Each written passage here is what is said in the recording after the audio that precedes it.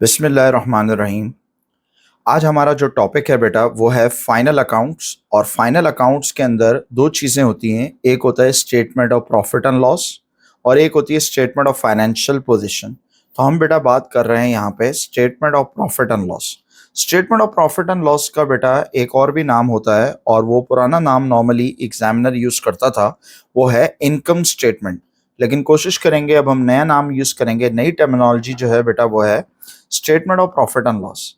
Statement of profit and loss हम क्यों बनाते हैं बेटा? हम इसलिए बनाते हैं ताकि हमें पता लगे कि इस साल जो हमने बिजनेस किया, पूरा साल गुजारने के बाद हमें प्रॉफिट हुआ या लॉस हुआ। कैसे कैलकुलेट होगा बेटा? सबसे पहले हम लिखेंगे ओनर का नाम, फिर हेडिंग डालेंगे statement of profit and loss, फिर हम लिखेंगे for the year ended. For example हम बना रहे हैं किसके लिए? 2021 के लिए। जो भी साल के लिए हम बनाएंगे आगे ईयर लिख देंगे 24, 25 वगैरह जो भी। अब सर ये नॉर्मली हेडिंग एग्जाम में पहले से डली हुई होती है तो आपको डालने की ज़रूरत नहीं होती। सही है। ये जो टू कॉलम्स होते हैं बेटा, ये डेबिट क्रेडिट नहीं होते, सिर्फ प्रेजेंटेशन के लिए हम टू कॉलम्स बनाते हैं। सही है। तो अब हम देखते हैं कौन सी चीज़ें हम लिखेंगे फर्स्ट कॉलम में और कौन सी चीज़ें सेकंड कॉलम में। ये डेबिट क्रेडिट नहीं होता।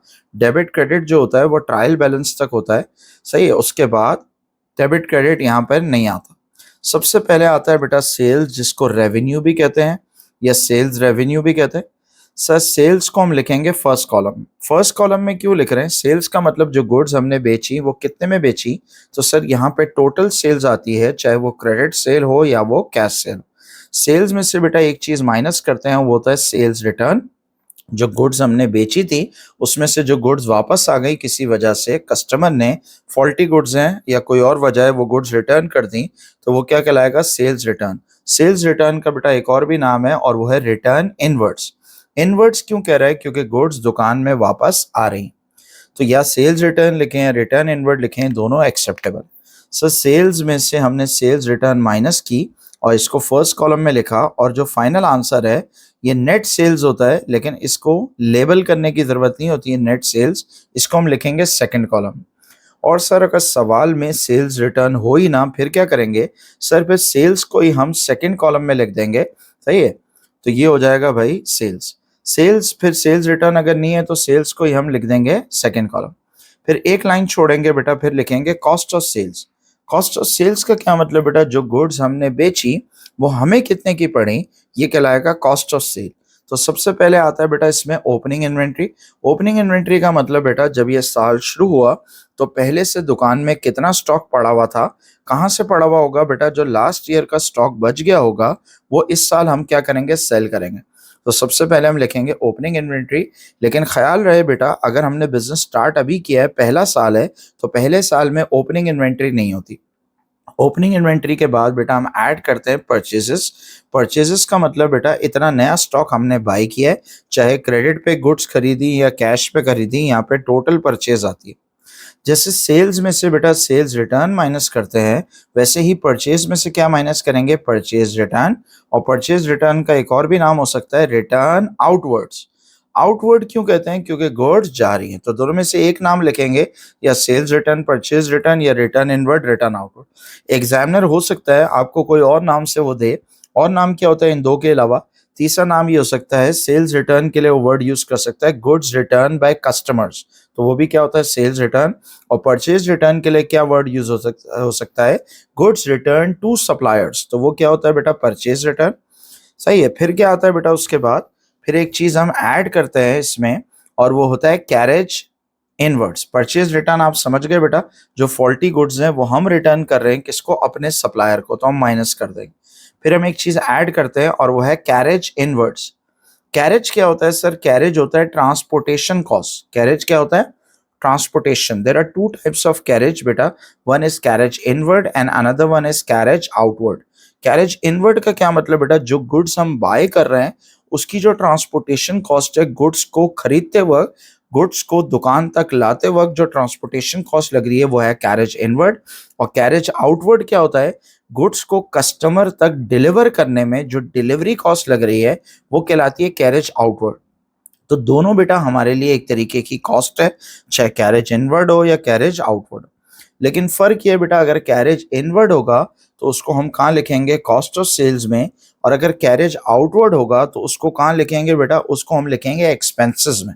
कहाँ लिखेंगे, एक्सपेंसेस। फिर बेटा इसमें एक और चीज आ सकती है जो काफी रेयर होती है, और वो होती है इंपोर्ट ड्यूटी। सही, प्रैक्टिकली तो बहुत ज्यादा होती है, लेकिन एग्जाम में बहुत कम सवालों में दी हुई होती है इंपोर्ट ड्यूटी। तो बेटा अगर हम गुड्स इंपोर्ट कर रहे हैं, फॉर एग्जांपल आईफोन इंपोर्ट कर रहे हैं, सही है, यूएस से, तो कस्टम्स वालों को हमने ड्यूटी पे करनी होगी। तो जब हम ड्यूटी पे करेंगे तो हमारी कॉस्ट बढ़ जाएगी आईफोन्स की, या कम हो जाएगी, बढ़ जाएगी। तो ड्यूटी बेटा हम ऐड कर लें। बेटा अभी तक का जो आंसर होगा पहले हम वो निकालेंगे, वो कहलाता है गुड्स अवेलेबल फॉर सेल। लेकिन एग्जाम में लिखने की जरूरत नहीं होती, इसलिए हम इसको नाम नहीं लिखेंगे, सिर्फ वैल्यू लिखेंगे। गुड्स अवेलेबल फॉर सेल क्या होता है बेटा, इस साल इतना स्टॉक था जो हम सेल कर सकते थे। लेकिन जरूरी नहीं है कि जितना स्टॉक हम सेल कर सकते थे वो सबका सब स्टॉक बिक गया। कि कोई ऐसा जरूरी नहीं है कि ईयर एंड पे स्टोर बिल्कुल खाली हो जाए और जीरो स्टॉक हो जाए। सही, ऐसा बहुत रेयर होता है। सही है। और जितना स्टॉक बच गया बेटा वो कब बेचेंगे, अब अगले साल बेचेंगे। तो उसको हम क्लोजिंग इन्वेंट्री को माइनस कर लेंगे। स्टॉक बेटा पुराना नाम है, नई टर्मिनोलॉजी जो वो इन्वेंट्री है। सही है, मैं आपको समझाने के लिए सिर्फ स्टॉक वर्ड यूज कर रहा हूँ। एग्जाम में हम स्टॉक या गुड्स नहीं लिखेंगे, हम लिखेंगे इन्वेंट्री। तो क्लोजिंग इन्वेंट्री बेटा हम माइनस करेंगे कौन सी वैल्यू में से, गुड्स अवेलेबल फॉर सेल में से। तो अब जो फाइनल आंसर आएगा बेटा उसको हम लिखेंगे सेकेंड कॉलम में, और वो कहलाएगा cost of sale. Cost of sales को बेटा हमने दो दफा लिखना है, एक हेडिंग के तौर पे यहाँ पे लिख रहे हैं कॉस्ट ऑफ सेल, और एक जो फाइनल आंसर है उसके सामने लिखना है कॉस्ट ऑफ सेल। सेल्स में से, सही, कॉस्ट ऑफ सेल का मतलब क्या हुआ बेटा, जो गुड्स हमने इतने में बेची वो हमें कितने की पड़ी, हमें इतने की पड़ी। कैसे निकाला बेटा, शुरू में इतना स्टॉक पड़ा था वो हमने बेचा होगा, इस साल और खरीदा, स्टॉक बढ़ गया, जो माल वापस दे दिया फॉल्टी वो माइनस कर दिया, जो ट्रांसपोर्टेशन कॉस्ट लगी उसकी वजह से कॉस्ट बढ़ गई, जो ड्यूटी लगी उससे भी कॉस्ट बढ़ गई, जो स्टॉक बच गया वो इस साल चार्ज नहीं होगा, वो अगले साल चार्ज होगा। क्यों बेटा, क्योंकि इस साल वो स्टॉक बिका नहीं। कब बिकेगा, अगले साल। जब तक बिकता नहीं है उसको हम चार्ज नहीं कर सकते, इसलिए हम क्लोजिंग को माइनस कर देते हैं। तो क्या आ जाएगा, cost of sale. Cost of sale दो दफा लिखेंगे बेटा, एक हेडिंग के तौर पे और एक फाइनल आंसर के सामने। सेल्स जो आ रहा है ये नेट सेल्स, इसमें से कॉस्ट ऑफ सेल माइनस करेंगे, जो बच जाएगा बेटा वो क्या कहलाएगा, ग्रॉस प्रॉफिट। इसको ग्रॉस क्यों कहते हैं बेटा, ये फाइनल प्रॉफिट नहीं है, अभी इसमें कुछ मस्ती बाकी है। क्या मस्ती होगी बेटा, इसमें हम ऐड करेंगे अदर इनकम। अदर इनकम में क्या आता है बेटा, हर वो चीज जो रिसीव्ड हो। सही है, जैसे कि रेंट रिसीव, या एग्जामिनर बाद वक्त कंफ्यूज करने के लिए लिख देता है रेंट रिसीवेबल, वो भी यही चीज होती है। कमीशन रिसीव या कमीशन रिसीवेबल, वो भी यही चीज है। डिस्काउंट रिसीव, समझ लें जो हमारी ट्रेडिंग एक्टिविटी है, बाइंग एंड सेलिंग, इसके अलावा कोई भी इनकम हो रही है तो वो कहाँ आएगी, अदर इनकम। सही, रेंट रिसीव बोले या रेंट रिसीवेबल बोले बात एक ही है। कमीशन रिसीव या कमीशन रिसीवेबल बोले, डिस्काउंट रिसीव। सही है, एक तो ये रिसीव आ गया। ट्रेड रिसीवेबल सर इधर नहीं आएगा, बाकी सारे रिसीवेबल आएंगे। ट्रेड रिसीवेबल यहाँ क्यों नहीं आता sir, trade receivable current asset होता है, यहाँ पे हमने करंट एसेट नहीं लिखना है, हमने इनकम लिखनी है। तो कमीशन रिसीव जो होता है वो इनकम होती है, एग्जामिनर कंफ्यूज करने के लिए कमीशन रिसीवेबल लिख देता है, वो भी इनकम ही होती है। रेंट रिसीव इनकम होती है, एग्जामिनर कंफ्यूज करने के लिए रेंट रिसीवेबल लिख देता है, वो भी इनकम होती है। याद रखें ट्रेड रिसीवेबल यहाँ नहीं आएगा, बाकी सब आएगा। और क्या आ सकता है सर रिसीव और रिसीवेबल के अलावा, और आ सकते हैं decrease in provision for doubtful date. Provision for doubtful date पे हम आगे बात करेंगे बेटा जब हम क्वेश्चन सॉल्व कर रहे होंगे। थोड़ा सा आपको ओवरव्यू दे देता हूँ। होता ये बेटा कि हर साल हम एक एस्टिमेट बनाते हैं कि कितने कस्टमर्स हमारे फ्यूचर में बैड हो सकते हैं, वो कहलाता है प्रोविजन फॉर डाउटफुल डेट, जिसका एक नया नाम भी आजकल एग्जामिनर यूज कर रहा है, allowance for irrecoverable debt. Provision for doubtful debt का बेटा नया नाम है अलाउंस फॉर इररिकवरेबल। प्रोविजन की जगह अलाउंस हम अलाउ कर रहे हैं, और डाउटफुल डेट की जगह वो वर्ड यूज कर रहा है इररिकवरेबल डेट। तो allowance for irrecoverable debt is the same thing as provision for doubtful date.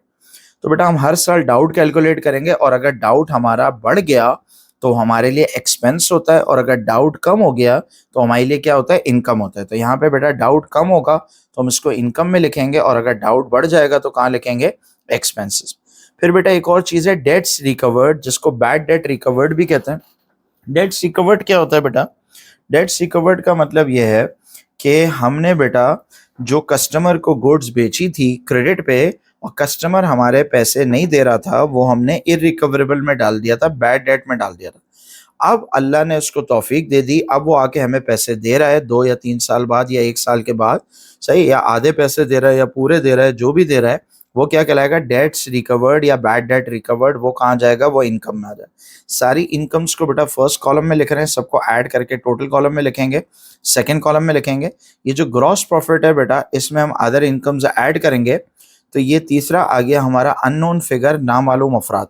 सही, अब आप देखें इस जो प्रॉफिट एंड लॉस स्टेटमेंट होती है, इसमें 3 अननोन फिगर होते हैं। पहला अननोन फिगर क्या है? Sales minus sales return. सही, नाम नहीं लिखना होता, नाम नेट सेल्स है, लेकिन नाम लिखते नहीं है नेट सेल। दूसरा बेटा, क्लोजिंग इन्वेंट्री माइनस करने से पहले जो वैल्यू आती है उसका कोई नाम नहीं लिखते, ये होती है गुड्स अवेलेबल फॉर सेल, लेकिन ये अननोन रखते हैं, इसका कोई नाम नहीं लिखते। और तीसरा क्या है बेटा? ग्रॉस प्रॉफिट में जब अदर इनकम ऐड करेंगे तो ये भी नो नेम फिगर है, ना तो ये बेटा अब ग्रॉस प्रॉफिट रहा और ना तो ये final profit for the year बना, क्योंकि अभी इसमें एक और मस्ती करनी है। क्या करना है बेटा? अब हमने इसमें से एक्सपेंसेस माइनस करना है। दुकान को चलाने के लिए जितने भी खर्चे हैं वो एक्सपेंसेस कहलाते हैं, वो हम यहाँ माइनस करेंगे। जैसे कि इररिकवरेबल डेट, जिसका पुराना नाम था बेटा बैड डेट। सही, इररिकवरेबल डेट क्या होता है बेटा? कि हमारा कस्टमर जिसको हमने क्रेडिट पे गुड्स सेल की, किसी वजह से वो पैसे हमारे नहीं दे रहा, या आधे नहीं दे रहा या पूरे नहीं दे रहा, वो है इररिकवरेबल डेट। तो अगर सवाल में बोले भाई इररिकवरेबल डेट जो है was written off during the year, या वो बोले to be written off, in any case irrecoverable debt हमेशा कहाँ आएगा? एक्सपेंस में। पुराना नाम था बैड डेट। और अगर डाउट बढ़ जाएगा बेटा तो वो भी कहाँ पे आएगा? एक्सपेंस में। Increase in provision for doubtful date. और क्या आ सकता है बेटा यहाँ पे? Discount allowed. अगर हमारे कस्टमर्स हमें जल्दी पैसे देते हैं तो हम उनको डिस्काउंट अलाउ करेंगे, और ये हमारे लिए एक्सपेंस होता है। और अगर हम अपने सप्लायर को बेटा जल्दी पैसे देंगे तो डिस्काउंट हमें क्या होगा? रिसीव होगा, जो कि हमारे लिए क्या होगा? इनकम होगा। चाहे डिस्काउंट अलाउड हो या रिसीव हो बेटा, ये दोनों कैश डिस्काउंट होते हैं, और कैश डिस्काउंट हमेशा जो है वो बुक्स में रिकॉर्ड होता है। और एक और डिस्काउंट हमने पढ़ा था ट्रेड डिस्काउंट, वो कभी भी रिकॉर्ड नहीं होता। फिर बेटा कैरेज अगर इनवर्ड है तो वो भी हमारी कॉस्ट है, कैरेज आउटवर्ड भी कॉस्ट है। और फर्क ये होगा बेटा, कैरेज इनवर्ड को हम यहाँ शो करेंगे कॉस्ट ऑफ सेल में, और आउटवर्ड को कहाँ शो करेंगे? एक्सपेंसेस में। सही, इनवर्ड इधर आएगा और आउटवर्ड कहाँ जाएगा? एक्सपेंसेस। फिर बेटा अगर रेंट एक्सपेंस है या इलेक्ट्रिसिटी है वो आ जाएगा। सही है, तो यह सनड्राई एक्सपेंस है, छोटे मोटे खर्चे, मिसलेनियस, जनरल एक्सपेंस, चाय पानी, ये होता है सनड्राई एक्सपेंस। सही, अगर सिर्फ रेंट बोले तो ये रेंट एक्सपेंस है, और अगर रेंट के आगे रिसीव लिखा हुआ है या रिसीवेबल लिखा हुआ है तो वो हमारे लिए क्या है? वो अदर इनकम। फिर और क्या आ सकता है सर? डिप्रिसिएशन। डिप्रिसिएशन जो है वो आपको पता है क्या होता है? जब भी हम नॉन करंट एसेट बाय करते हैं जिसकी लाइफ 1 साल से ज़्यादा होती है, जिसका परमानेंट नेचर होता है, जैसे गाड़ी, सही है, मोटर व्हीकल हो गया, और बिल्डिंग हो गई, और मशीनरी हो गई, और ऑफिस इक्विपमेंट हो गया, तो यूज़ के साथ साथ उसकी वैल्यू में डिक्लाइन आता है। तो जो रिडक्शन होता है वो कहलाता है डिप्रिसिएशन। डिप्रिसिएशन हमारे लिए एक्सपेंस होता है। कैसे कैलकुलेट करेंगे वो हम आगे देख लेते हैं, या आप पहले पढ़ चुके होंगे डिप्रिसिएशन। अब सारे एक्सपेंसेस को बेटा हम ऐड कर लेते हैं। सही, ये जो ग्रॉस प्रॉफिट है इसमें हमने अदर इनकम ऐड की, क्या आ गया बेटा? नामालूम अफराद आ गया, ये वाली वैल्यू। सही, और उसमें से हम एक्सपेंसेस माइनस करेंगे। अगर फाइनल आंसर बेटा पॉजिटिव आएगा तो वो क्या कहलाएगा? Profit for the year. पुराना नाम था नेट प्रॉफिट, अब वो यूज नहीं करना नेट प्रॉफिट, उसकी जगह नई टर्मिनोलॉजी है प्रॉफिट फॉर द ईयर। और अगर फाइनल आंसर नेगेटिव आता है तो वो क्या कहलाएगा बेटा? वो कहलाएगा फिर लॉस फॉर द ईयर। क्या कहलाएगा? Loss for the year. तो बेटा ये है आपका स्टेटमेंट ऑफ प्रॉफिट और लॉस, जिसका पुराना नाम था इनकम स्टेटमेंट।